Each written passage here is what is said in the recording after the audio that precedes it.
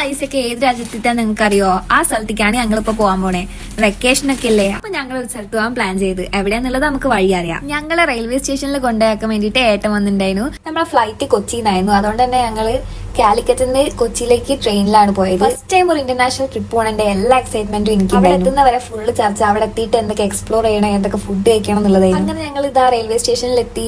ഏട്ടനോട് bye bye പറഞ്ഞ് എത്ര കരയാൻ പറഞ്ഞിട്ട് ഏട്ടൻ കരഞ്ഞില്ല. അങ്ങനെ ഞങ്ങൾ റെയിൽവേ സ്റ്റേഷനിൽ എത്തി. ഞങ്ങൾ കമ്പാർട്ട്മെന്റ് SLT തെരഞ്ഞ് കുറെ അങ്ങോട്ട് നടന്ന് ഇങ്ങോട്ട് നടന്ന് അവസാനം അവിടെ എത്തി. അമ്മേന്റെ കയ്യിൽ എന്താ അത്രയും കാര്യപ്പെട്ട സാധനം എന്നല്ലേ, അത് നമുക്ക് നോക്കാം. ഇതായിരുന്നു സാധനം. നമുക്ക് ഉച്ചയ്ക്ക് കഴിക്കാനുള്ള പൊതിച്ചോറ്. കുറെ കാലത്തിന് ശേഷം അന്നാണ് ഒരു പൊതിച്ചോറ് കഴിച്ച. അടിപൊളിയായിരുന്നു. അങ്ങനെ 3 മണിക്കൂർ ഇരുന്നിരുന്ന് നമുക്ക് ബോറടിച്ച് ഉറക്കം വന്ന്.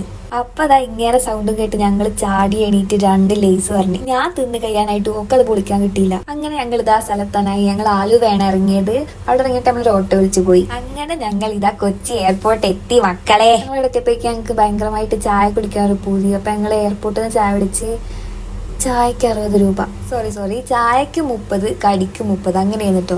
എന്തായാലും നല്ല ഊളപ്പഴംപൊരി. വേസ്റ്റ് ആക്കണല്ലോ എന്ന് വെച്ചാൽ ഞങ്ങൾ തിന്ന്. ഞങ്ങൾ ഒറ്റയ്ക്കല്ല പോണത്, ഒരു ട്രിപ്പ് ഏജൻസിന്റെ കീഴിൽ ഒരു ഗ്രൂപ്പായിട്ടാണ് പോണേ. അപ്പൊ ഓരോക്കെ വെയിറ്റ് ചെയ്ത് നിൽക്കുമ്പോൾ ഞങ്ങൾ കണ്ടോ ഇത് പേടി ഇനി ഫ്ലൈറ്റിന് എങ്ങനെ മിന്നലടിച്ച് ചാവുന്നുള്ളത്. ഞങ്ങൾ ഒരു ഏജൻസിന്റെ കീഴിലാണ് പോണേന്നാണല്ലേ. അതിന്റെ ടൂർ ഗൈഡ് ആണ് ഈ കാണുന്നത് നമ്മുടെ അർജുനേട്ടൻ. ഡ്രീം ഫിൽ നാട്ടോ നമ്മൾ പോണ ഏജൻസിന്റെ പേര്. നമുക്ക് വേണ്ട ടിക്കറ്റും കാര്യങ്ങളും പിന്നെ നമുക്ക് ഡ്രീം ഫിലിന്റെ ഒരു ഓറഞ്ച് ക്യാപ്പ് ഒക്കെ തന്നിട്ടോ.